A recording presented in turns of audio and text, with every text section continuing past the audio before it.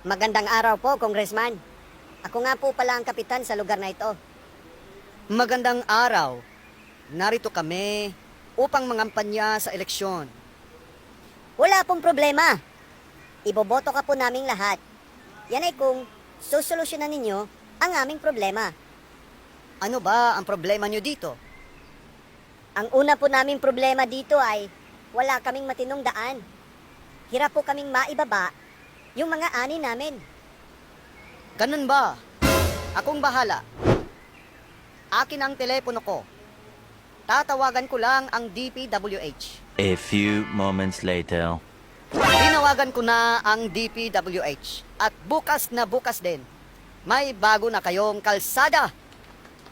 Wow, ang galing naman ni Kong. Oo nga, may kalsada na tayo. Pangalawa naming problema dito ay tubig. Dahil sa pagmimina, nilalason yung ilog, kaya wala kaming mapagkukunan ng malinis na tubig. Ganun ba? Akong bahala.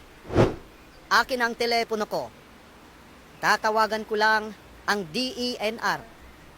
One eternity later. Tinawagan ko na ang DENR. At pinahinto ko na lahat ng minahan dito sa lugar ninyo.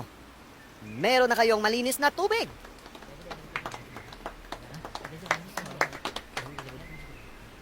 May isa pa po pala kaming problema dito, Congressman. Ano yon? Wala kaming signal dito.